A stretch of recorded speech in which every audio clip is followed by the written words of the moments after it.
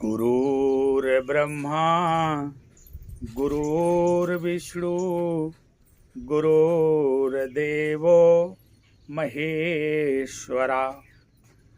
गुरु साक्षात् परब्रह्म तस्मै श्री गुरवे नमः। नमस्कार।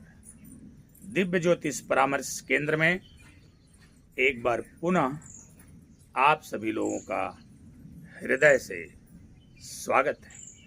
प्रिय मित्रों, आज हम चर्चा करेंगे धनु लग्न के विभिन्न भावों में सूर्य के फलादेश को लेकर के कि धनु लग्न की कुंडली के 12 भावों में अलग अलग भावों में बैठ करके सूर्य हमें किस प्रकार का फल प्रदान करते हैं।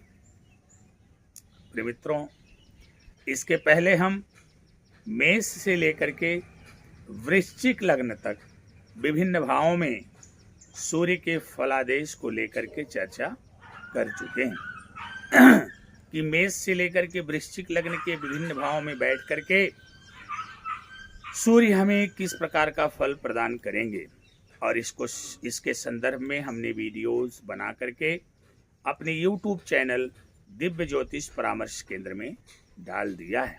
आशा करते हैं कि आप हमारे चैनल पर जाकर के उन वीडियोस को देख करके अपने आप को लाभान्वित कर रहे होंगे।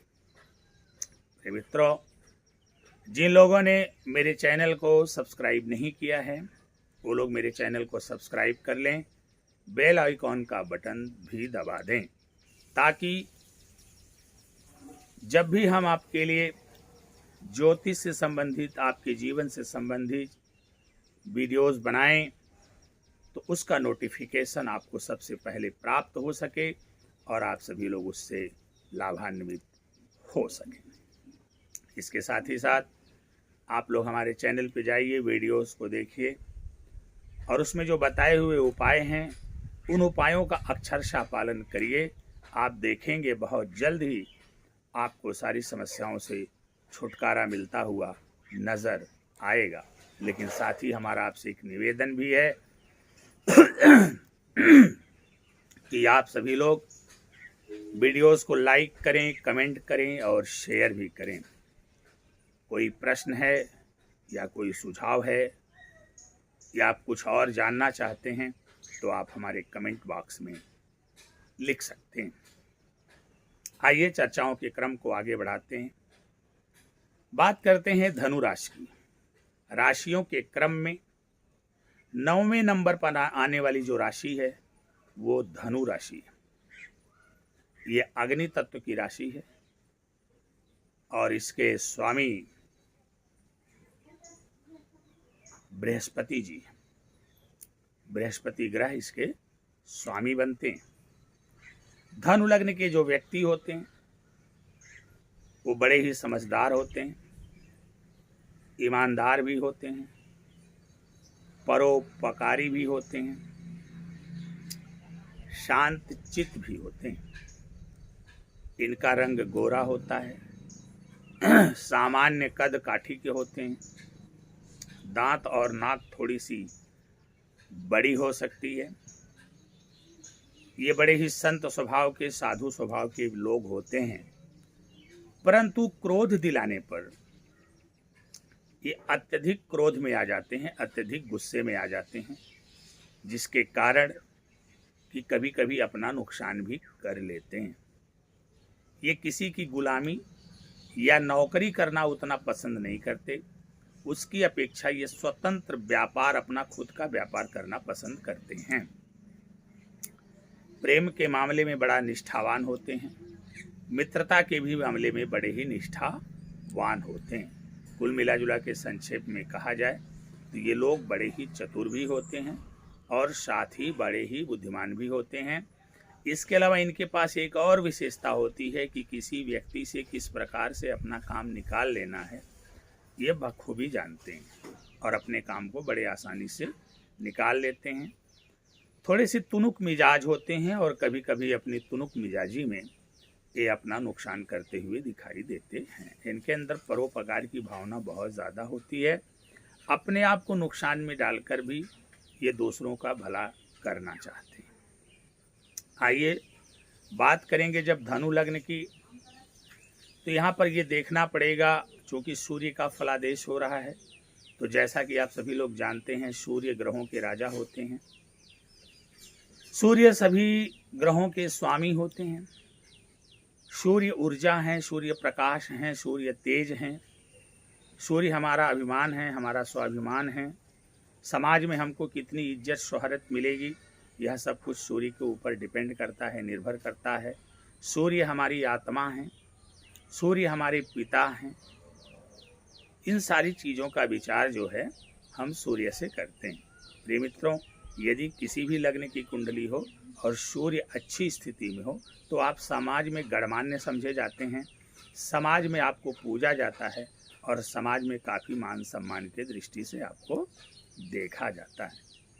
अब अगर बात धनु लग्न की कुंडली की हम कर रहे हैं तो यहाँ पर यह देखना पड़ेगा कि सूर्य किस भाव के स्वामी हैं। तो धनु लग्न की कुंडली में मैंने आपको बताया कि एक छोटा सा वीडियो हमने बनाया हुआ है, उसको आपने देखा भी होगा कि धनु लग्न की कुंडली में सबसे प्रबल राजयोग कारक ग्रह अगर कोई होता है तो वो सूर्य होते हैं, क्योंकि सूर्य यहाँ पर भाग्य भाव के स्वामी बनते हैं।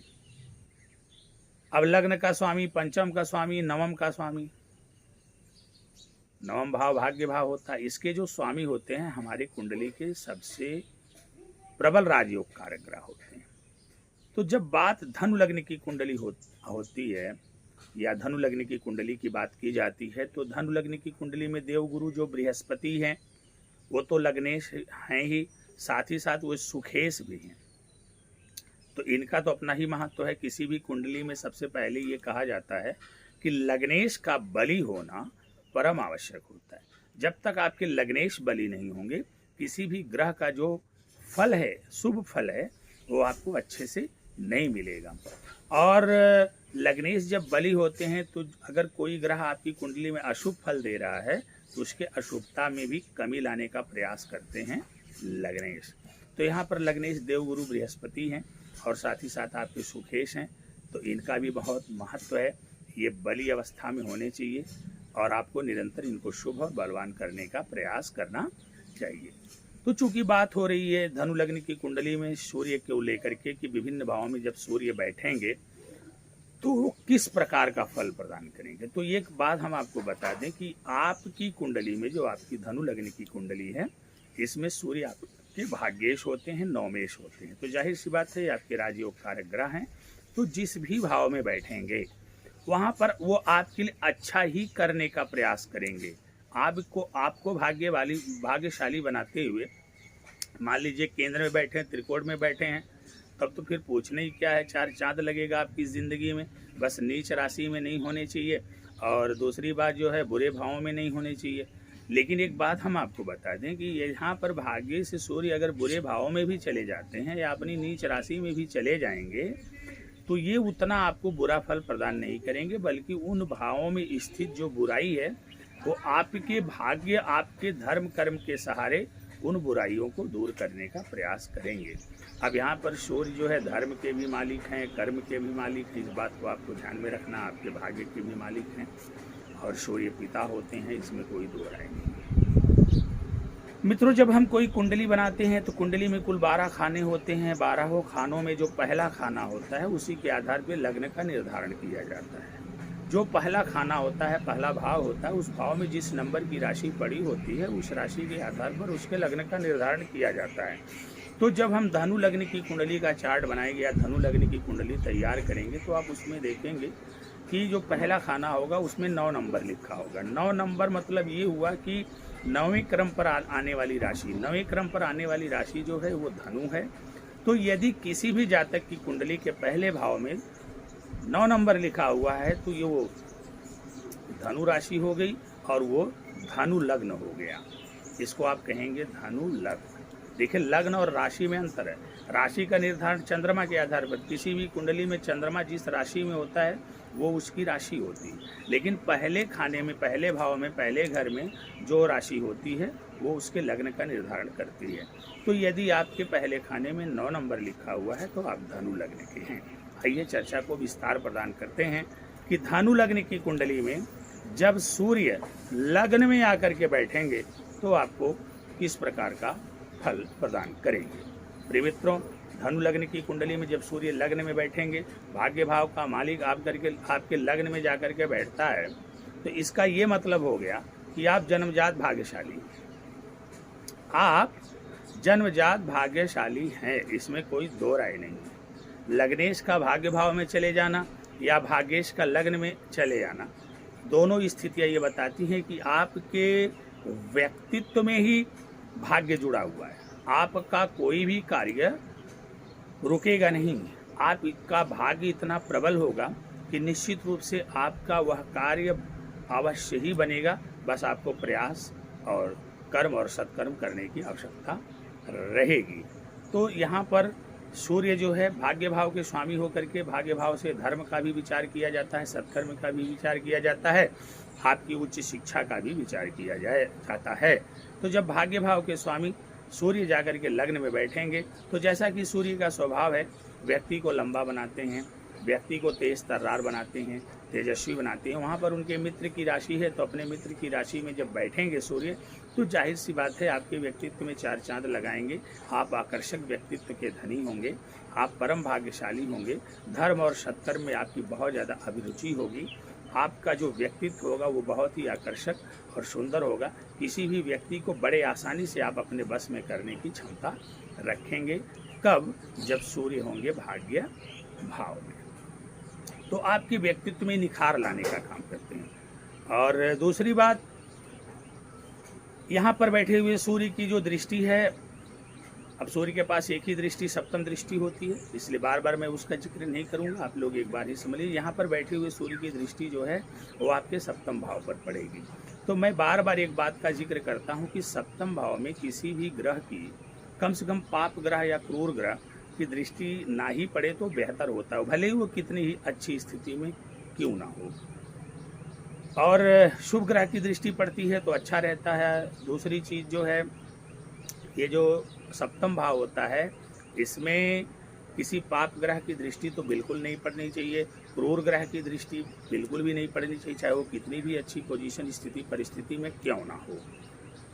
और एक बात हम और आपसे कहते हैं कि जो ये दाम्पत्य भाव होता है, इस दाम्पत्य भाव में न शुभ ग्रह का बैठना उचित होता है और ना ही अशुभ ग्रह का बैठना उचित होता है। सप्तम भाव अगर खाली रहे और वहाँ पे शुभ ग्रह की राशि हो तो दाम्पत्य जीवन बहुत अच्छा चलता है। तो लग्न में बैठे हुए सूर्य अब सप्तम भाव पर दृष्टि डालेंगे। जो सप्तम भाव है वहाँ पर मिथुन राशि है, बुध ग्रह की राशि है, तो मित्र दृष्टि पड़ेगी सूर्य की सप्तम भाव पे, जिसके कारण जो अपनी आपकी पत्नी होंगी वो बड़ी ही खूबसूरत होंगी, समझदार होंगी, उनका भी व्यक्तित्व आकर्षक रहेगा, इसमें कोई दो राय नहीं। पत्नी से आपको सुख मिलेगा, पत्नी आपकी भक्त होगी और पत्नी आपकी आज्ञानुसार, इच्छानुसार चलने का कार्य करेगी। परंतु चूंकि सूर्य एक प्रकार से क्रूर ग्रह माने गए हैं, तो जो इनकी दृष्टि पड़ रही है तो सूर्य में तेज है, सूर्य में अग्नि है, सूर्य में ऊर्जा है, तो थोड़ा सा आप क्या करेंगे, पत्नी के ऊपर आपकी रूलिंग करने की प्रवृत्ति होगी। आप सोचेंगे कि हम पत्नी के ऊपर शासन करें। तो अगर इस प्रकार का कोई भी ख्याल या विचार आपके मन में होगा तो जाहिर सी बात है कुछ न कुछ असंगतियाँ विसंगतियाँ उत्पन्न होंगी। ठीक इसके उलट यदि आप अपने को अहंकार से मुक्त करके सद्विचार से जोड़कर रखेंगे तो आपकी पत्नी के लिए बहुत अच्छा होगा। पत्नी को थोड़ा सा शारीरिक कष्ट भी मिल सकता है, लेकिन अंततोगत्वा परिणाम जो होता है बहुत ज़्यादा सकारात्मक ही होता है। इसमें आपको मैं ये नहीं कहूँगा कि सूर्य यहाँ पर सप्तम भाव पे दृष्टि डाल करके कोई नकारात्मक स्थिति उत्पन्न करेंगे। आइए बात करते हैं, सूर्य जब धन भाव में जाएंगे, द्वितीय भाव में जाएंगे तो किस प्रकार का फल प्रदान करेंगे। प्रिय मित्रों, जब बात धनु लग्न की होती है तो वहाँ पर द्वितीय भाव में मकर राशि हो जाती है। मकर राशि के स्वामी शनि हैं, शनि से सूर्य की नैसर्गिक शत्रुता है। अब जिसके कारण आपको थोड़ी सी दिक्कत आएगी, क्योंकि यहाँ पर बैठे हुए सूर्य अपने शत्रु राशि में होंगे और यहाँ पर शत्रु राशि में बैठ करके सूर्य निश्चित रूप से धन संचय करने नहीं देंगे। परिवारजनों के साथ आपका जो व्यवहार है, आपका जो बर्ताव है वो काफ़ी रूखा होगा। परिवार में उतना मान सम्मान इज्जत आपको नहीं मिल पाएगी। आपकी वाणी में कुछ कठोरता भी आ सकती है, परंतु वहीं पर अगर शनि की सूर्य से तात्कालिक मित्रता है तो आपको कुछ हद तक अच्छे परिणाम भी देखने को मिलेंगे। यहाँ पर बैठे हुए सूर्य की जो अष्टम दृष्टि है, सप्तम दृष्टि है, वो अष्टम भाव पर पड़ेगी। अष्टम भाव में चंद्रमा की कर्क राशि है तो मित्र दृष्टि पड़ेगी। अब मित्र दृष्टि जब इनकी अष्टम भाव पर पड़ेगी तो जाहिर सी बात है सूर्य दूसरे घर में जब बैठ करके अष्टम भाव पर दृष्टि डालेंगे। अष्टम भाव से आकस्मिक घटनाओं का अध्ययन किया जाता है, गुप्त गतिविधियों का भी अध्ययन किया जाता है, मृत्यु का भी विचार किया जाता है। तो जब द्वितीय भाव में बैठे हुए सूर्य की सप्तम दृष्टि अष्टम भाव पर पड़ेगी और मित्र दृष्टि पड़ेगी तो जाहिर सी बात है ये आपके भाग्येश हैं, अच्छे भाव के स्वामी हैं, तो आपकी उम्र को लंबा करने का प्रयास करेंगे। साथ ही साथ आपके जीवन में अगर कोई आकस्मिक घटना या दुर्घटना आने वाली है तो उस पर भी ये नियंत्रण करने का प्रयास करेंगे, उसकी मारक क्षमता को कम करेंगे। आपको अचानक से धन लाभ करवा सकते हैं, आप किसी गुप्त तरीके से भी धन लाभ कर सकते हैं, आप सट्टा लॉटरी इत्यादि के माध्यम से भी लाभ प्राप्त कर सकते हैं। आइए बात करते हैं तीसरे भाव में जब सूर्य बैठेंगे तो तीसरे भाव पराक्रम भाव में, जहाँ से छोटे भाई बहन मित्र आदि का विचार किया जाता है, वहाँ पर भी इनके नैसर्गिक शत्रु शनि की कुंभ राशि होगी। तो अपने शत्रु की राशि में जब सूर्य स्थित होंगे तो यहाँ पर बैठे हुए सूर्य कहीं न कहीं शत्रु राशिस्थ होने के कारण आपके पराक्रम में कमी लाएंगे। भाई बहनों से आपका विरोध हो सकता है, मित्रों के साथ आपका विरोध हो सकता है, आपके पराक्रम में काफ़ी उतार चढ़ाव देखने को मिल सकता है। परंतु यहाँ पर बैठे हुए सूर्य की जो दृष्टि है वो आपके भाग्य भाव पर पड़ेगी और अपनी ही राशि पर पड़ेगी और यहाँ के कारक भी माने गए हैं, नवम भाव के कारक भी सूर्य माने गए हैं। तो निश्चित रूप से ये आपको धर्म से जोड़ेंगे, सत्कर्म से जोड़ेंगे और आपके भाग्य में वृद्धि करेंगे। साथ ही साथ आपको पिता का सुख भी प्रदान करेंगे। आप धर्म सत्कर्म इत्यादि से जुड़ करके और बहुत ऊंचाई हासिल करेंगे और आपको भाग्य का भी समर्थन मिलेगा। आइए बात करते हैं कि सूर्य जब चौथे भाव में जाएंगे तो किस प्रकार का फल प्रदान करेंगे। प्रिय मित्रों, सूर्य जब धनु लग्न की कुंडली के चौथे भाव में जाएंगे तो धनु लग्न की कुंडली के चौथे भाव में गुरु की राशि मीन राशि होती है और देवगुरु बृहस्पति इनके मित्र हैं। ऐसी स्थिति में यहाँ पर बैठ करके सूर्य, हालांकि ये मध्यरात्रि का समय होता है, थोड़ा सा यहाँ पर सूर्य कमज़ोर हो जाते हैं, बावजूद इसके यहाँ पर बैठे हुए सूर्य अपने मित्र की राशि में मीन राशि में बैठ करके सूर्य आपको बहुत अच्छा परिणाम देंगे। भूमि, भवन, वस्त्र, आभूषण आदि का सुख प्रदान करेंगे, माता का भी सुख प्रदान करेंगे। आप जनता के बीच में काफ़ी ज़्यादा सम्मानित और मशहूर व्यक्ति समझे जाएंगे। यहाँ पर बैठे हुए सूर्य की जो सप्तम दृष्टि है वो आपके दशम भाव पर पड़ेगी और जब दशम भाव कर्म भाव पर पड़ेगी तो वहाँ पर इनके मित्र बुध की कन्या राशि है और कन्या राशि पे जब मित्र दृष्टि डालेंगे तो आपको रोजगार में वृद्धि करवाएंगे, आपके नौकरी में प्रमोशन करवाएंगे, आपको नौकरी दिलवाने का कार्य करेंगे।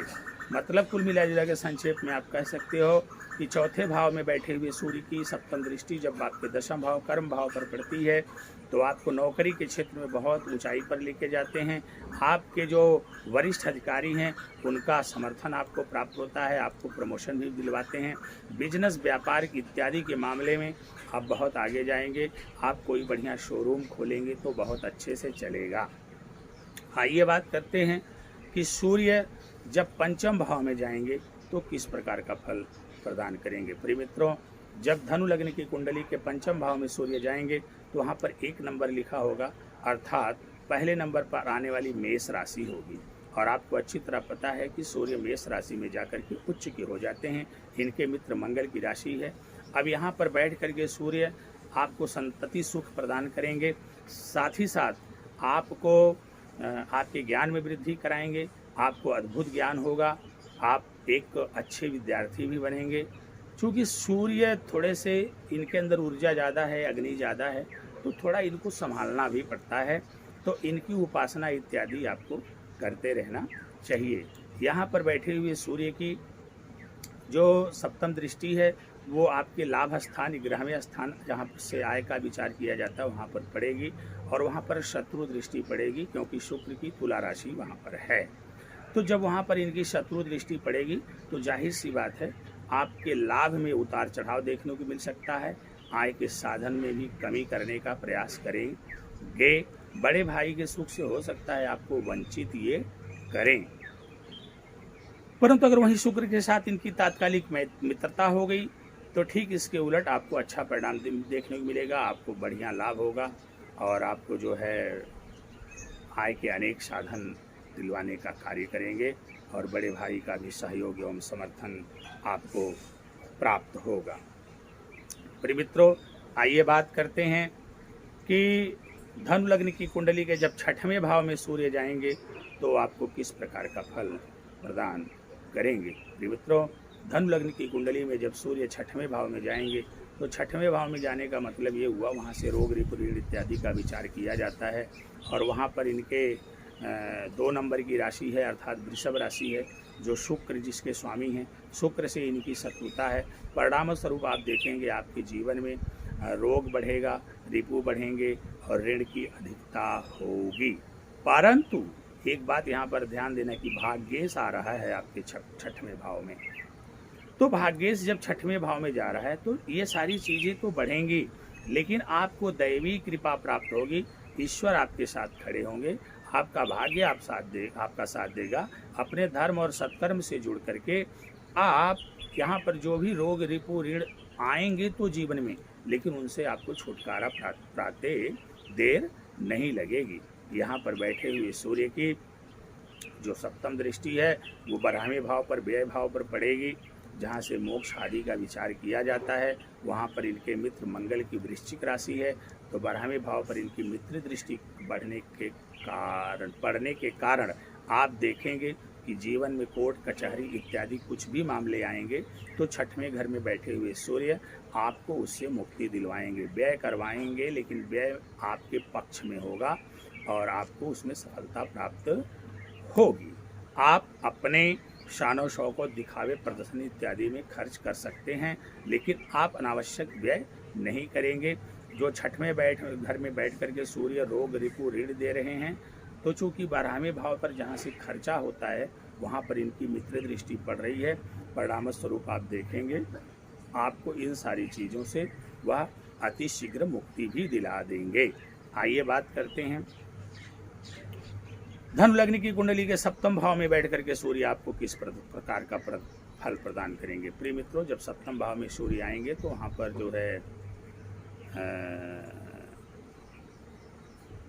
इनकी जो है मित्र बुध की राशि है, मिथुन राशि है। तो जब मिथुन राशि में सूर्य आएंगे तो जाहिर सी बात अपने मित्र के राशि में होंगे, तो भाग्य भाव का स्वामी अब आ करके 7वें भाव में बैठा है, तो ऐसे लोगों का जो भाग्योदय होता है वो विवाहोपरांत होता है।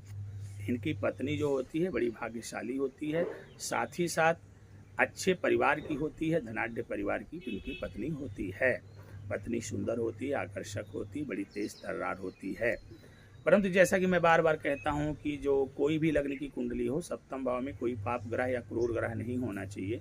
अब चूंकि सूर्य को क्रूर ग्रह की संज्ञा दी गई है, तो जब वो 7वें भाव में बैठेंगे तो कुछ न कुछ पत्नी से आपके टकराव भी बनेंगे, कुछ विवाद की स्थितियां भी बनेंगी, परंतु यह उस स्तर का विवाद नहीं होगा जिससे कि आप लोगों के बीच में कोई अलगाव या बिलगाव हो। छोटी मोटी कोई बीमारी भी आपकी पत्नी को दे सकते हैं, परंतु अपने धर्म और सत्कर्म से जुड़ करके आप इन सारी समस्याओं से छुटकारा पा जाएंगे। यहाँ पर बैठे हुए सूर्य की जो 7वीं दृष्टि है वो आपके लग्न पर पड़ेगी, आपके व्यक्तित्व पर पड़ेगी, तो आपके व्यक्तित्व में 4 चांद लगाएंगे, आपको तेजस्वी बनाएंगे, ओजस्वी बनाएंगे, लंबा बनाएंगे, समाज में आपको पूजनीय और प्रतिष्ठित बनाएंगे। आइए बात करते हैं धनु लग्न की कुंडली के जब 8वें भाव में सूर्य जाएंगे तो किस प्रकार का फल प्रदान करेंगे। प्रिय मित्रों, जब 8वें भाव में सूर्य जाएंगे तो जाहिर सी बात है यहाँ पर इनके मित्र चंद्रमा की कर्क राशि है, तो अपने मित्र की राशि में जब यहाँ पर सूर्य बैठेंगे तो जाहिर सी बात है मित्र की राशि में होने के कारण ये आपकी आयु में वृद्धि करेंगे, आपको गुप्त तरीकों द्वारा भी धनार्जन करवाएंगे और आकस्मिक रूप से भी आप धनार्जन करेंगे, इसमें कोई दो राय नहीं। अगर आकस्मिक कोई घटना दुर्घटना होगी तो उस पर भी नियंत्रण करने का प्रयास करेंगे यदि सूर्य बलाबल में ठीक हैं तो।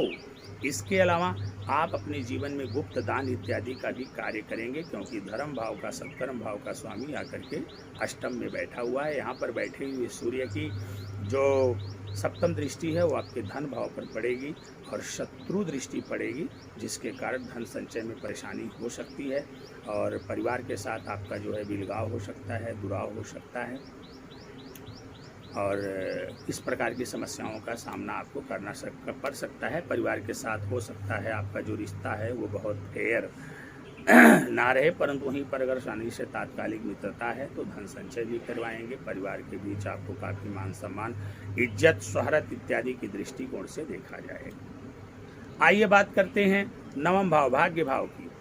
भाग्य भाव में जब सूर्य आकर के बैठेंगे तो जाहिर सी बात है वो उनका अपना ही घर है, उनकी अपनी ही राशि है, तो अपनी ही राशि में जब आप सूर्य आपके बैठेंगे तो आपको ज़बरदस्त भाग्यशाली बनाएंगे। आप बहुत बड़े धर्मी और सत्कर्मी होंगे, बड़े लेवल पर आप दान पुण्य धर्म कर्म इत्यादि का कार्य करेंगे और अपने धर्म कर्म इत्यादि के आधार पर आप जीवन में बहुत बड़ी ऊंचाई हासिल करेंगे। सूर्य का भाग्य भाव में होना धनु लग्न की कुंडली में एक बहुत बड़ा योग होता है, एक ऐसा योग जो सभी दुर्योगों की शमन करने की क्षमता रखता है। यहाँ पर बैठे हुए सूर्य की जो सप्तम दृष्टि है वो आपके पराक्रम भाव पर पड़ेगी, शत्रु की दृष्टि पड़ेगी जिसके कारण आपके पराक्रम में उतार चढ़ाव देखने को मिल सकता है। आपके पराक्रम के अनुसार हो सकता है आपको फल की प्राप्ति ना हो, छोटे भाई बहन या मित्रों आदि के साथ विवाद की स्थितियाँ हो सकती हैं, उनसे मनमुटाव भी हो सकता है। परंतु वहीं अगर शनि से इनकी तात्कालिक मित्रता है तो तात्कालिक मित्रता की स्थिति में ये आपको अच्छा परिणाम देंगे। आइए बात करते हैं 10वें भाव में बैठ करके सूर्य किस प्रकार का फल प्रदान करेंगे। प्रिय मित्रों, जब सूर्य 10वें भाव में जाएंगे तो 10वें भाव में इनकी जो है वो कन्या राशि है। कन्या राशि बुध की राशि है, बुध के साथ इनकी अच्छी खासी मित्रता है, तो जिसके कारण अपने मित्र की राशि में बैठेंगे। जब कर्म भाव में सूर्य बैठेंगे, भाग्य भाव का स्वामी कर्म भाव के स्थान में जाएगा तो यह एक प्रकार से भाग्य सिद्धि योग होगा, अर्थात भाग्य के द्वारा आप कर्म तो करेंगे ही प्लस भाग्य के द्वारा आपको जबरदस्त सफलता अवश्य मिलेगी, इसमें कोई दो राय नहीं है। तो भाग्य भाव का स्वामी कर्म भाव में जाता है, वो भी मित्र राशि में जाता है, तो जबरदस्त भाग्य सिद्धि योग का निर्माण होता है और यहाँ पे सूर्य दिग्बली भी हो जाते हैं। ऐसी स्थिति में आपको अच्छा गवर्नमेंट जॉब दिलाएंगे, ऊंची पद प्रतिष्ठा दिलाएंगे, आपका प्रमोशन होगा और बड़े अधिकारियों का सम्मान प्राप्त होगा। इसके अलावा अगर कोई बिजनेस व्यापार आप करते हैं तो बड़े लेवल पर चला जाएगा। आप ऐसे लोगों को शोरूम का बिजनेस अवश्य करना चाहिए, इसमें आपको बहुत अग्रणी रहेंगे। और मैं एक बात यहाँ पे कहना चाहूँगा कि धनु लग्न की यदि आपकी कुंडली है, सूर्य आपके भाग्येश हैं, तो जितना ही चमक धमक वाला शोरूम इत्यादि वाला काम आप करेंगे उतना ही आपको बहुत ज़्यादा लाभ होता हुआ दिखाई देगा। यहाँ पर बैठे हुए सूर्य, अच्छा साथ ही साथ आपको चूँकि बुध की राशि में है तो पिता का भी सुख प्रदान करेंगे, पिता का भी सहयोग आपको मिलेगा। यहाँ पर बैठे हुए सूर्य की जो सप्तम दृष्टि है वो आपके सुख भाव पर पड़ेगी, मित्र दृष्टि पड़ेगी। तो मित्र दृष्टि पड़ने के कारण आप देखेंगे कि आपको भूमि भवन वाहन इत्यादि का सुख प्राप्त होगा, भूमि भवन वाहन इत्यादि का सुख प्राप्त होगा। जनता के बीच में आप बहुत ही सम्मानित समझे जाएंगे। आप राजनीति के क्षेत्र में भी अपनी किस्मत आजमा सकते हैं, राजनीति के क्षेत्र में आप बहुत आगे चले जाएंगे। आइए बात करते हैं धनु लग्न की कुंडली के 11वें भाव में जब सूर्य जाएंगे तो किस प्रकार का फल प्रदान करेंगे। प्रिय मित्रों, 11वें भाव में जब सूर्य जाएंगे तो वहाँ पर तुला राशि है, तुला राशि में जाकर के सूर्य नीच के हो जाते हैं। तो अब यहाँ पर आकर के सूर्य एक तो नीच हो गए और ऊपर से शत्रु की राशि में है और नीच भंग नहीं हो रहा है और शुक्र से इनकी तात्कालिक मित्रता भी नहीं है, तो ये लाभ में अड़चन पैदा करेंगे।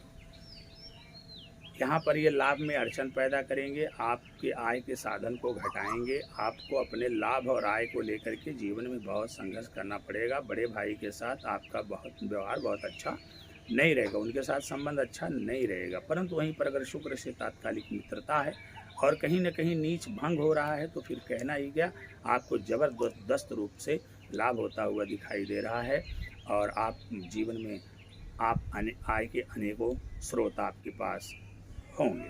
यहाँ पर बैठे हुए सूर्य की जो सप्तम दृष्टि पड़ेगी, पंचम भाव पर उच्च की दृष्टि पड़ेगी, तो आपको संतति सुख प्रदान करना होगा, संतति सुख प्रदान होगा और ज्ञान में आपकी वृद्धि होगी।